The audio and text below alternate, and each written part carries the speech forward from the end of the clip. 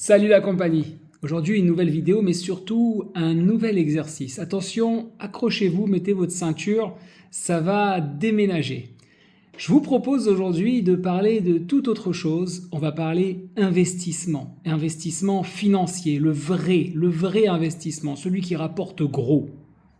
Alors là, je vous vois déjà venir, je sens que certains sont en train de couper la vidéo. Non, non, non, soyez patient, attendez encore un peu. Restez, tenez le coup, c'est dur mais ça va marcher. Vous vous dites, bon bah il nous fait des vidéos sur la paracha, c'est bien, on est habitué. Qu'est-ce qui se passe avec cette histoire d'investissement? Ben, ceux qui vont tenir dans la vidéo vont le comprendre. Je vous propose aujourd'hui qu'on parle d'investissement gros sous. Je veux dire par là que aujourd'hui, on le sait, la majorité des gens n'investissent pas leur argent. Ils le laissent en banque, dormir, se réchauffer, en espérant que ça va faire des choses, alors qu'en réalité, l'argent qui reste en banque subit l'inflation et donc s'il y a 5% d'inflation, grosso modo, votre argent vaut 5% de moins, c'est-à-dire qu'il vous faut 5% de plus pour acheter la même chose que vous achetiez dans le passé. Par conséquent, il se veut que nous conseillons, les gens conseillent, les banques conseillent, les institutions conseillent d'investir son argent. Encore faut-il savoir bien investir.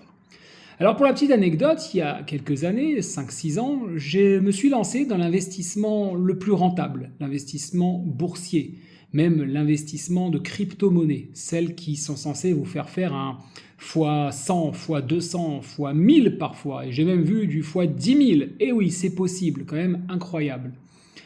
Et donc ça attire évidemment quand on voit qu'on peut se faire de l'argent si facilement, on a envie d'y aller. Ben, comme beaucoup, je me suis lamentablement ramassé. J'ai tout perdu. Mais comme je ne suis pas du style à me laisser avoir, ni me laisser faire, j'ai pris le taureau par les cornes et je me suis offert une formation en investissement. J'ai découvert quelque chose d'exceptionnel. J'ai découvert qu'en réalité, la majorité des gens, donc monsieur tout le monde, investit avec sa tête. Ils pensent que il y a quelque chose à faire avec les entreprises qui vendent des cuillères, donc je vais investir dans la cuillère. Je pense que Total va marcher parce que, voilà, et pour X ou Y raison, j'investis dans l'entreprise Total, etc., etc. Alors qu'en réalité, il y a un savoir-faire. Ça va même plus loin. Il y a ici une notion qu'on appelle la psychologie de l'investisseur, et je vous propose qu'on analyse cela. En réalité, lorsqu'on parle d'un produit, d'un service ou d'une valeur montante, d'accord ? Vous avez compris qu'on ne va pas parler immobilier aujourd'hui, mais ça pourrait se faire, ça pourrait être comparable par exemple sur des places de marché où on pourrait investir dans l'immobilier. Je pense par exemple à Dubaï. Dubaï qui à une certaine époque, il y a encore quelques années, était la place où il fallait investir parce qu'on pouvait acheter de belles choses pour pas cher. Israël fut aussi une place d'investissement il y a encore 20 ans où on pouvait avoir dans les centres-villes des maisons, des villas, des appartements pour quelques dizaines de milliers de dollars. D'accord ? Et c'est plus le cas aujourd'hui évidemment. Et bien dès qu'on va avoir un marché qui profite d'une bulle spéculative, il va y avoir différentes phases par rapport à monsieur tout le monde. La première phase, c'est d'être dans le doute. C'est-à-dire qu'on nous propose un investissement qui paraît à peu près sûr, et on va dire qu'il l'est, c'est-à-dire dans les coulisses, on sait qu'il est. Pour autant, monsieur tout le monde va vivre le décollage, ce qu'on appellera cette phase de décollage, comme une phase cachée où il y a un doute. Ensuite, il y a la partie où ça y est, ça commence à rentrer sur le marché, les médias s'y intéressent. Attention, ils ne sont pas encore en train d'en parler énormément, mais ils introduisent le sujet. On parlera aujourd'hui par exemple du Bitcoin. Le Bitcoin, qui vous le savez peut-être ou pas, est une crypto-monnaie, donc une monnaie virtuelle, qui a un principe très particulier. L'objectif n'est pas de définir ce que c'est que le Bitcoin, renseignez-vous, mais en tout cas de parler de ce marché-là. À partir de cette deuxième étape, on rentre sur différents, ce qu'on appelle des pièges baissiers, c'est-à-dire que la valeur commence à prendre, il commence à avoir des indicateurs comme quoi ça va vraiment fonctionner, ça va vraiment prendre, mais de temps en temps ça corrige, ça redescend. Et en réalité, pour ceux qui connaissent un petit peu, ce sont des étapes tout à fait normales, à tel point qu'on les appelle des périodes de correction. C'est-à-dire que quand il y a une montée un peu trop élevée, eh ben, le marché doit corriger et redescendre un petit peu pour prendre plus d'oxygène pour remonter plus fort. D'accord? Et donc là, cette période-là, dès que ça va commencer à monter, les médias vont commencer à en parler un petit peu, le peuple va s'intéresser peut-être un petit peu plus, commencer à acheter, et là on va rentrer dans une forme de croissance moyenne qui est très importante, parce que dès qu'il y aura une baisse, le monsieur tout le monde va ressentir ça comme étant baissier, donc il faut vendre, va vendre en bas et va acheter au plus haut. C'est le piège le plus fréquent. Ça veut dire que lorsque c'est cher, lorsque tout le monde en parle, eh ben on se dit que ça va monter encore, on achète. Et lorsque ça tombe et que ça corrige, on a peur, on vend. Et donc au final, on se ruine. C'est à peu près les erreurs que j'ai fait dans le passé. Lorsque ça commence à bien grimper, que les plus courageux ont tenu, on rentre dans la troisième étape, la troisième période, la période mania, où là ça commence à exploser parce que véritablement il y a un vrai enthousiasme, le public est informé par les différents médias. En réalité, à ce moment-là, en général, c'est déjà trop tard pour vraiment faire de belles affaires. C'est pas trop tard pour voir son portefeuille grandir encore un peu, fois 1,5, fois 2, mais c'est trop tard pour profiter de l'embellie. On rentre dans une notion finalement de cupidité, voire même plus d'illusion, parce que ça a beau monter, on pense toujours que ça va aller encore plus loin, et on oublie des règles élémentaires qu'il y aura des périodes de correction, c'est-à-dire des moments difficiles à vivre, mais qui sont passagers pour revenir plus tard vers une croissance normale, c'est-à-dire sur le long terme, avoir une courbe qui évolue. Et même si c'est monté très haut, ça redescendra, mais par rapport au point de démarrage, ça n'atteindra pas plus bas que le point précédent, pour qu'ensuite on puisse tirer une courbe de croissance normale. En général, évidemment, on attend que tout le monde s'y mette pour enfin décider d'investir, souvent pas très loin du plafond, du sommet maximal que la valeur peut avoir, et on va donc vivre une sorte de retour à la normale, qui est un piège haussier, pour le coup, c'est-à-dire que ça corrige très fort, mais un peu comme un sportif qui reprendrait son élan, donc qui ralentit doucement, pour reprendre son souffle, voire même faire un arrêt. Il marche, on ne s'arrête jamais à zéro, donc la valeur continue, elle marche, elle reprend son souffle, et plus tard dans le temps, redécoller. Mais ce moment-là est un moment de panique. On a peur, voire un moment idéal pour les investisseurs, ceux qui sont derrière, ceux qui ne sont pas gentils, ceux qui veulent profiter de l'argent qui se trouve facilement du petit porteur, ce qu'on appelle, c'est-à-dire que celui qui est derrière, qui a un gros portefeuille, sait que le petit porteur va capituler de manière tôt ou tard, vendre ses actifs à bas prix au moment où ça corrige beaucoup, et à ce moment-là, c'est l'occasion pour lui de les racheter pas cher. On vit à ce moment-là le désespoir.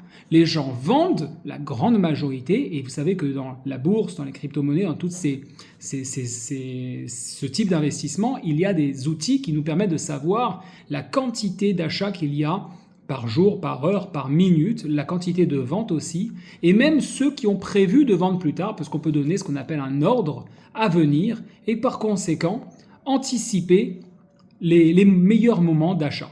C'est-à-dire que si la valeur arrive, on sait que voilà, si ça va à 10, je vends, on est déjà à 25, si c'était à 100, c'est descendu à 25, à 10, je vends. Les plus gros portefeuilles peuvent pousser cette valeur-là à descendre à 10 pour éliminer les petits porteurs, de sorte à tomber dans le désespoir. Eux récoltent le tout et on repart gentiment dans une croissance normale. Alors vous allez vous dire, après 8 minutes de vidéo, 9 minutes, pourquoi je parle de ça ? Vous allez le croire ou pas, mais j'ai pris conscience d'une chose. Toute la période de parachute qu'on est en train de passer, de Shemot à Yitro maintenant, où on va ce Shabbat parler des Aseret Adibrot, nous sommes dans un schéma similaire à la psychologie de l'investisseur. Je vais reprendre un petit peu, vous avez vu le bel éclair qui vient de passer, je vais reprendre un petit peu.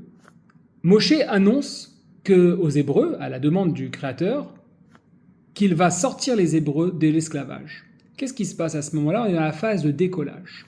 On est sur un investissement sûr. Lui, il le sait que c'est une valeur sûre. Mais pour autant, certains seront courageux, vont y croire, mais il y a de l'hésitation. La majorité ne suivent pas.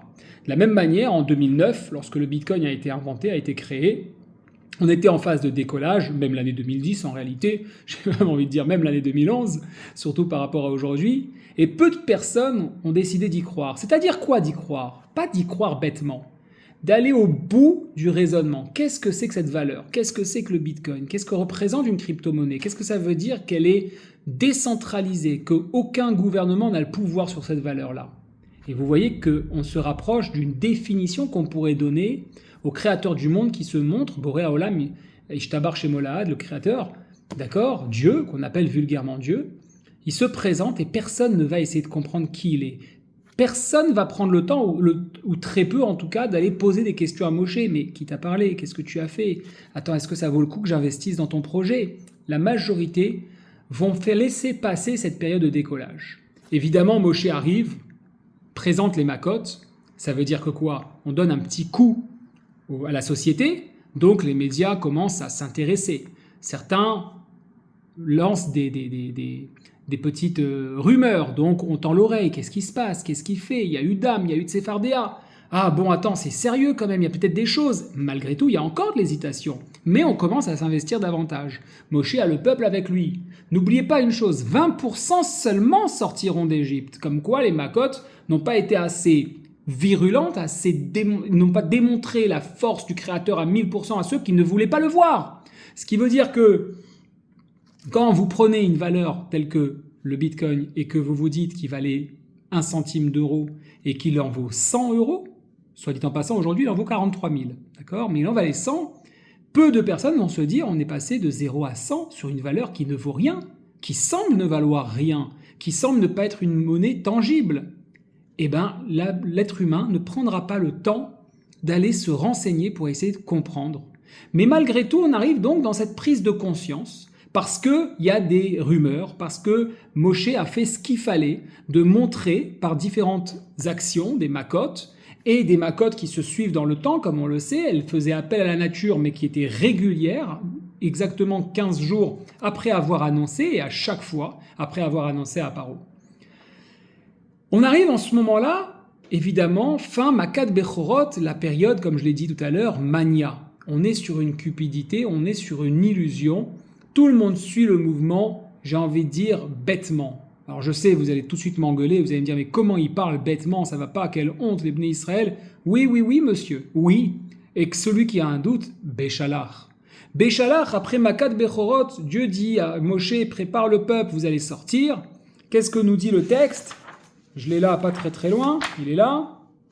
Que les Hébreux hésitaient à quitter l'Égypte et braver le désert inconnu. Malgré le fait qu'on était sur un pic et qu'il y avait une forme de déni, mais de manière générale, il y avait encore un petit peu d'hésitation. On y va, on fonce, mais on a besoin de nous donner encore un petit coup de pied. Et ça y est, on est lancé, c'est bon, on est sorti d'Égypte, c'est merveilleux, on y croit à fond, on est dans l'illusion la plus complète que rien ne peut nous arrêter, le Bitcoin va monter de plus en plus haut, de plus en plus haut, de plus en plus haut, et tout d'un coup, on voit les soldats derrière nous.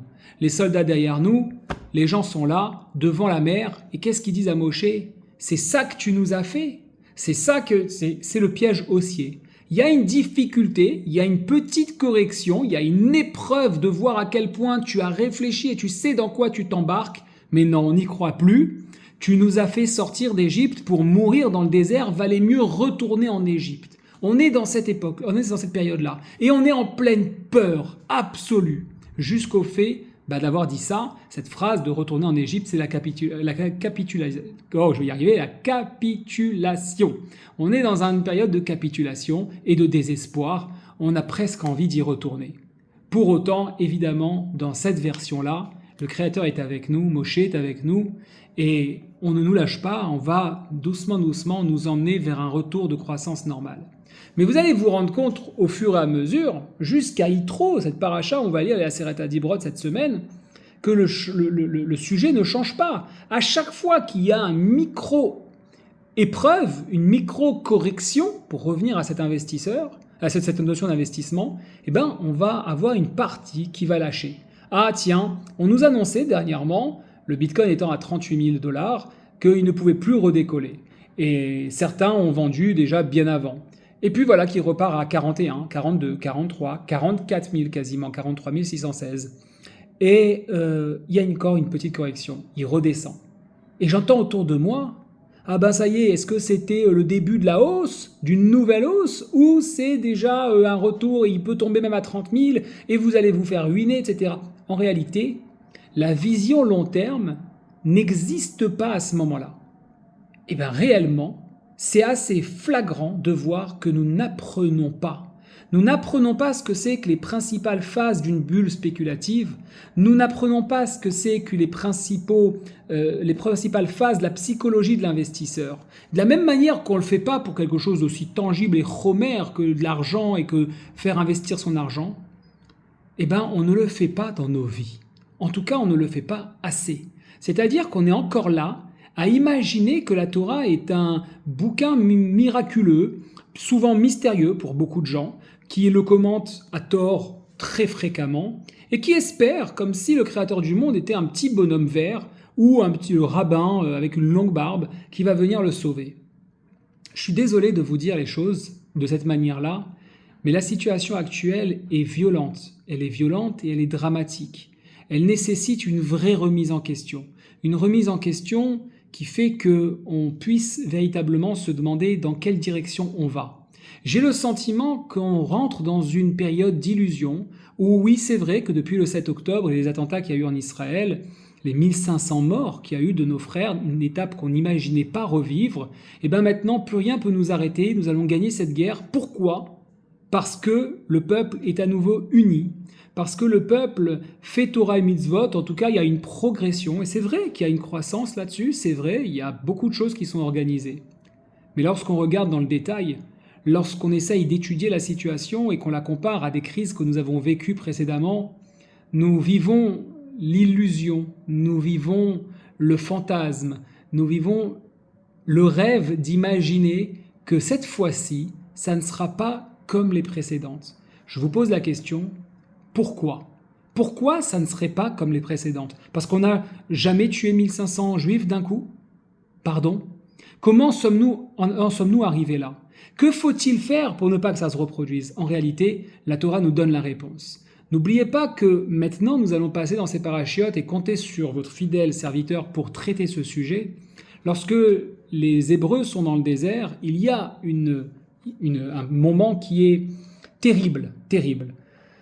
Dieu donne le plan, il donne la vision, il dit aux Hébreux quelle guerre ils doivent faire, de quelle manière ils doivent se comporter. Et arrivé sur Midian, les Hébreux décident de se battre alors que Dieu dit que cette terre-là, elle n'est pas à prendre, qu'elle n'est pas pour nous, qu'elle sera là pour le plus tard, etc. Et les Hébreux partent en guerre quand même et se prennent une déculottée monstrueuse. Pourtant Dieu avait prévenu de ne pas y aller. Ils vont crier ils vont emporter Dieu avec eux en disant on se bat au nom de Dieu, on se bat au nom de la Torah, on se bat au nom d'Israël. Mais la présence divine n'est pas avec eux. C'est-à-dire que la conscience de pourquoi je fais les choses, dans quelles conditions, en prenant en compte mon passé, les erreurs que j'ai faites, en prenant en compte l'émotion, pas l'émotion, mais l'argacha, le ressenti pour lequel je fais ces choses-là, soit en connexion avec la volonté divine, comme elle nous est écrite dans la Torah. Et pour autant, on ne le fait pas. On répète erreur après erreur. Et aujourd'hui, j'ai décidé de faire cette vidéo dans cette direction parce que mon cœur est en inquiétude de se dire que on a beau faire des efforts, on en a fait précédemment. On a eu d'autres guerres, on a eu d'autres périodes d'attentats. À chaque fois qu'on est dans une crise, et c'est une notion économique, que lorsqu'on est dans une crise, l'être humain lambda va consommer de la même manière qu'il achète des choses pour rien quand on est en crise. L'être humain lambda en période de guerre ou autre se ressoude, se resserre avec son prochain. Il est urgent de pouvoir revenir sur des fondamentales plus évidents, de faire une sorte de teshuva, c'est-à-dire de trouver sa réponse sur pourquoi on a été capable d'être en discorde avec notre voisin précédemment, pourquoi on a au fond de nous une difficulté à ressentir le divin, c'est-à-dire à prendre du temps pour soi-même et ne pas être en alerte constant sur la nécessité de gagner plus, cette nécessité d'emmagasiner, d'acheter davantage pour pouvoir se construire quelque chose sur des valeurs beaucoup plus saines. À un moment donné, si nous ne sommes pas capables de faire descendre la conscience divine, ce qui veut dire ressentir la création dans ce monde, alors pourquoi sommes-nous là? Pourquoi les choses changeraient réellement? C'est sur ces questions que je vais m'arrêter aujourd'hui et je vous dis à très bientôt pour une prochaine vidéo. Shabbat Shalom.